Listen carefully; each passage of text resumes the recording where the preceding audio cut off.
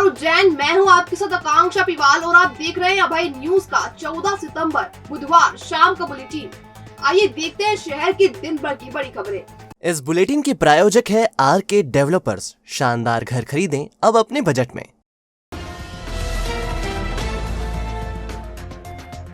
Smart city project के तहत अमृत mission योजना के अंतर्गत टाटा कंपनी के सीवरेज लाइन कार्यों का मुआयना करने निकले महापौर ने प्रोजेक्ट के अफसरों की जमकर क्लास ली। महापौर मुकेश रटवाल और जल कार्य प्रभारी शिवेंद्र तिवारी टाटा कंपनी और नगर निगम के अधिकारियों के साथ निकले। गौ घाट से शुरू हुए निरीक्षण में सुरासा स्थित सीवरेज ट्रीटमेंट प्लांट तक कई निर्माण कार्य स्थलों पर रुककर महापौर ने जायजा लिया। सीवरेज ट्रीटमेंट प्लांट पर टाटा कंपनी के कर्मचारियों, टाटा के काम को मॉनिटर कर रही संस्था वापकोस लिमिटेड और निगम के पीएचई विभाग के अधिकारियों के साथ बैठक कर वर्तमान स्थिति पर चर्चा की। हालांकि पूरी बैठक के दौरान महापौर और जल कार्य प्रभारी अधिकारियों द्वारा दी गई फीडबैक और प्रेजेंटेशन से नाखुश और असंतुष्ट नजर आए। गौ घाट पर अधिकारियों ने बताया यहां घाट के नीचे से पाइपलाइन डाली जा रही है, जो कि लालपुर होती हुई नरसिंह घाट और फिर नदी के नीचे से भूखी माता और मंगलनाथ की ओर निकलेगी। ओखलेश्वर शमशान के पास से 750 मीटर पाइपलाइन के लिए 17.5 करोड़ की लागत से टनल बोरिंग किया जा रहा है, जिससे निकली पाइपलाइन काल भैरव मंदिर के साइड से होते हुए सुरासा स्थित सीवरेज ट्रीटमेंट प्लांट तक पहुंचेगी।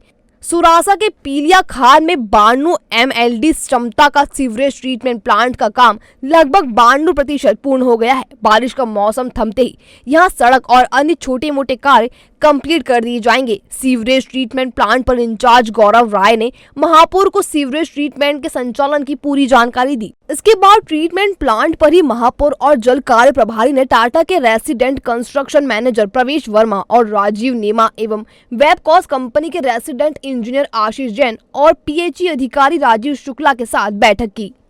बैठक में वेबकॉस के इंजीनियर अमित पांडे ने बताया कि भूमिगत सीवरेज परियोजना के तहत पूरे शहर को 9 जोन में विभाजित कर पाइपलाइन डालने का काम किया जा रहा है। शहर के 54 वार्डों में से 36 वार्डों में पूर्ण रूप से लाइन डाली जा चुकी है।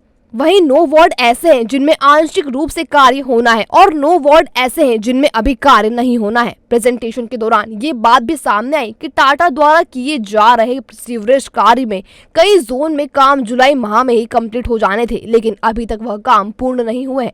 टाटा के अधिकारियों ने आश्वस्त किया है कि मार्च 2023 तक सभी काम पूर्ण कर लिए जाएंगे।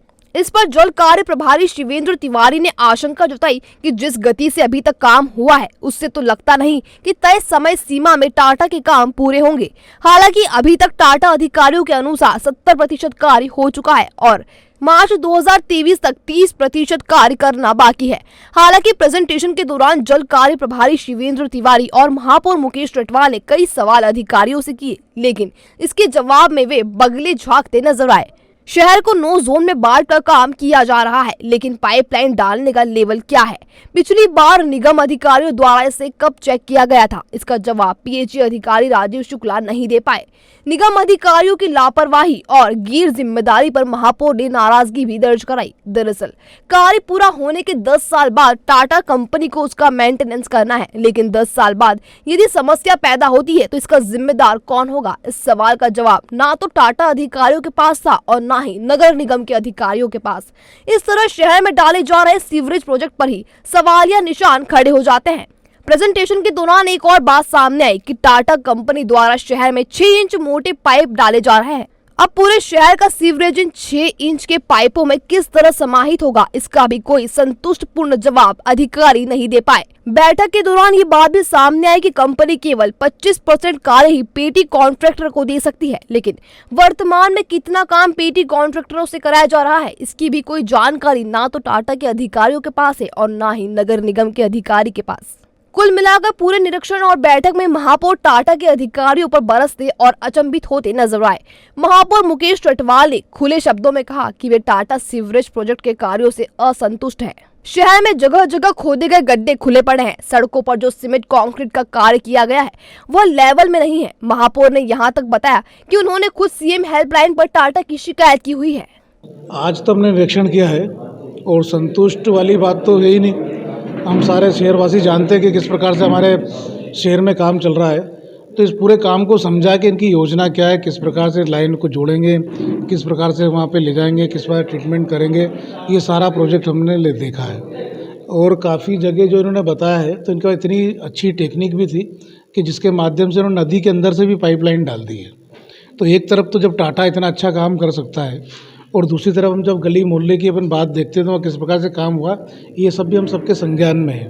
तो ये सारे प्रश्न हैं जिनको लेकर के इनके साथ बातचीत हुई है और आगे हमारा केवल लक्ष्य है कि मात्र ये है कि हमारे उज्जैन के प्रत्येक नागरिक को उनका अधिकार मिले, उनको हक है इस योजना का लाभ मिले, किस प्रकार से इसका सुगमता से अच्छा लाभ उनको मिल सकता है बिना परेशानियों के कारण, और जो इनके कारण परेशानी हुई है उसका किस प्रकार से अपन हल निकलवा सकते हैं, और या जो इन्होंने गलत काम किए हैं उसको इनके ऊपर किस प्रकार से कार्रवाई कर सकते हैं, या इनके साथ अपन जो भी कार्रवाई कर सकते हैं जिसके कारण जिस तकलीफ लोगों को हुई है, ये सारी बातें आज जानने और समझने के लिए हम सारे MIC के सदस्य हम सब लोग यहाँ पर आए थे। ये सब जानने के लिए तो आज आए हैं, ये सब जानने के लिए आए हैं कि कैसा काम कर रहे हैं, कब तक कर पाएंगे, कितने दिन का समय बढ़ाया है, और हमारे अधिकार क्षेत्र में जो भी है वो सारे हम काम करेंगे।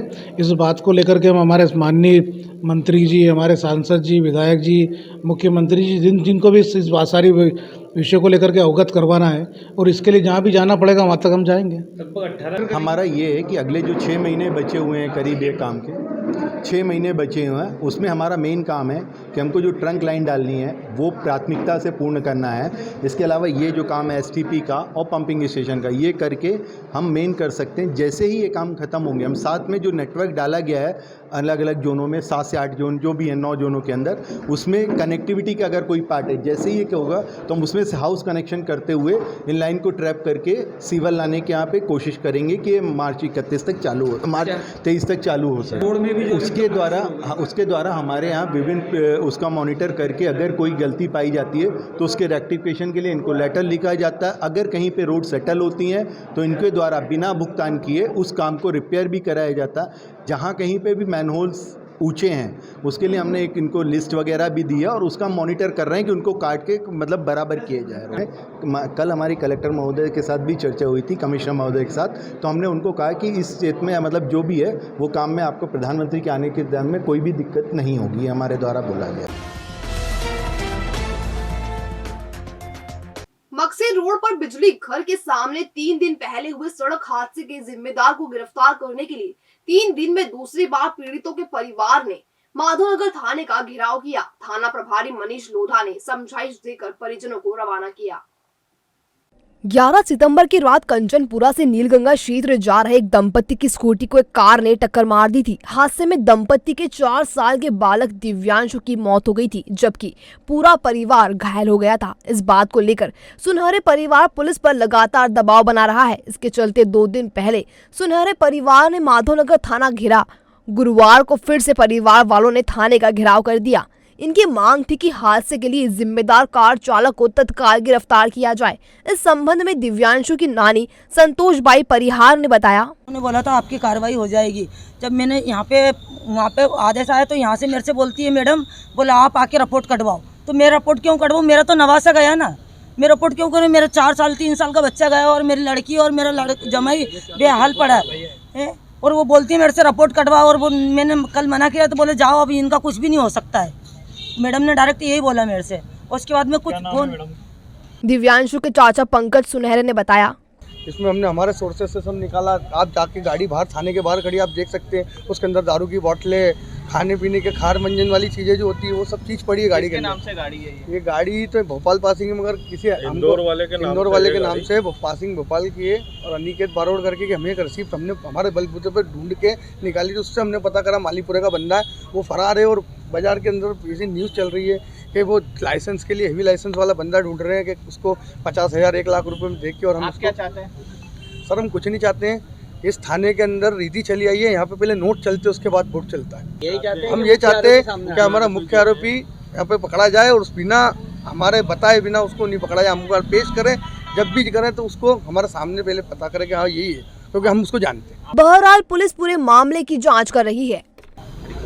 2 दिवस पूर्व जोन नंबर 5 में एक एक्सीडेंट की घटना हुई थी, इसमें एक बालक की मृत्यु हुई थी, 3 लोग घायल हुए थे। तो उसमें 304A और संबंधित धाराओं में अपराध पंजीबद्ध हुआ है। वो वाहन मालिक को उपस्थित होने के लिए नोटिस भी भेजा गया है। ये परिजनों की मांग है कि जो असल ड्राइवर था या आरोपी चालक था उसके विरुद्ध कार्रवाई की जाए। तो वाहन मालिक से बयान लेकर एवं जानकारी प्राप्त करके उचित कार्रवाई की जाएगी।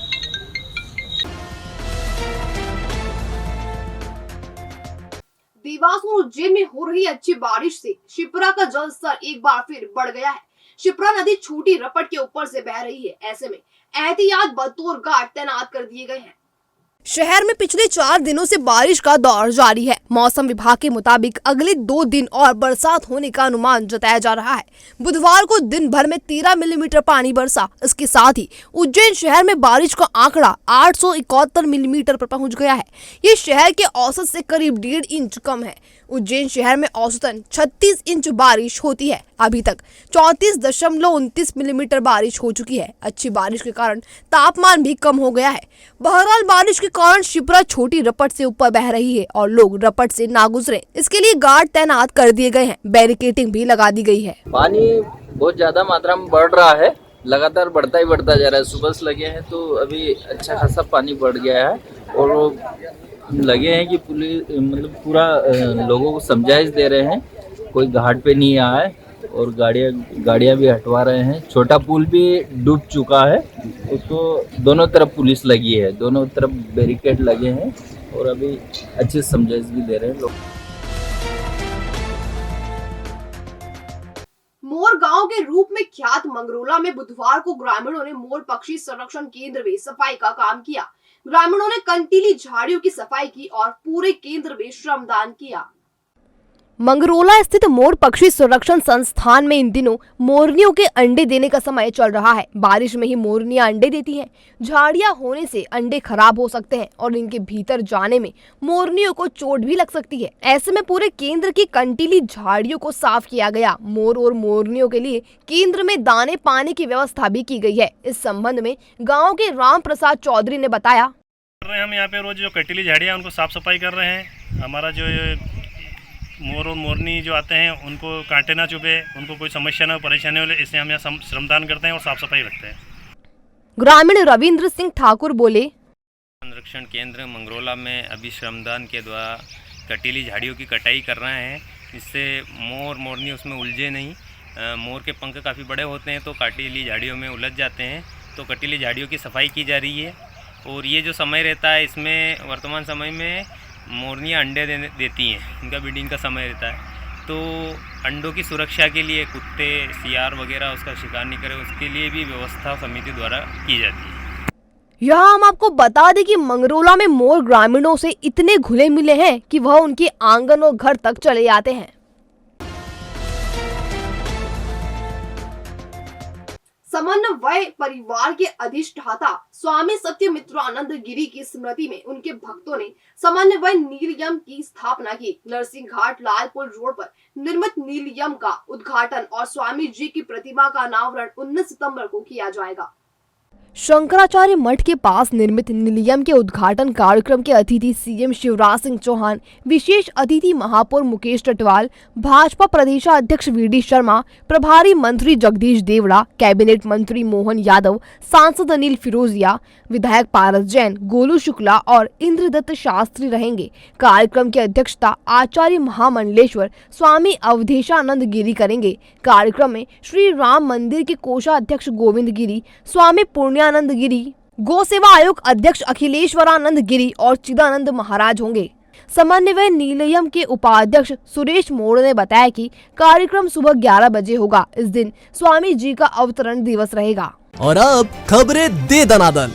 प्रदूषण विभाग में 17 कर्मचारियों को हाई कोर्ट से राहत मिली है। उन्हें पुनः अपने पद पर कार्य करने के लिए स्टे मिल गया है। इन 17 कर्मचारियों में 3 उज्जैन के हैं। इनके नाम अमूल दास, संत, सुनील श्रीवास्तव और चपरासी सुरेश संवारे हैं। 19 मई 2022 को ऑफिस में काम नहीं करने के तहत इन्हें हटा दिया गया था। कलेक्टर आशीष सिंह ने चिंतावन गणेश के करण ठाकुर, नानाखेड़ा के निखिल पाठक, चिमनगंज मंडी क्षेत्र के दीपक चौहान, घटिया के हटे सिंह, अश्विन जायसवाल, महाकाल थाना क्षेत्र के सज्जू उर्फ साजिद नेपाली और प्रेम उर्फ गोटिया माली को 1 साल के लिए जिला बदल कर दिया है। खनिज विभाग के अधिकारियों ने झाड़रा के काचरिया तरोड़ा ग्राम में से 2 पोकलेन, 1 जेसीबी और 1 डंपर जब्त किया है। मुख्यमंत्री तीर्थ दर्शन योजना के तहत रामेश्वर जाने के लिए 300 लोगों का चयन किया गया है। ये लोग 17 सितंबर को उज्जैन से रवाना होंगे। 22 सितंबर को इनकी वापसी होगी।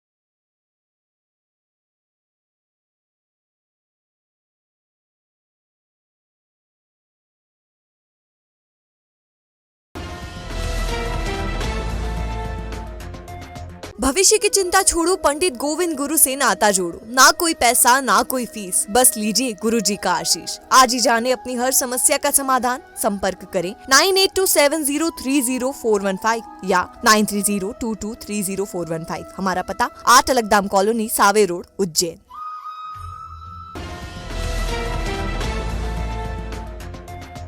तो ये था अभय न्यूज का आज का बुलेटिन। अगर खबरों को लेकर आपके पास कोई फीडबैक हो तो हम तक कमेंट सेक्शन या इनबॉक्स के जरिए जरूर पहुंचाएं।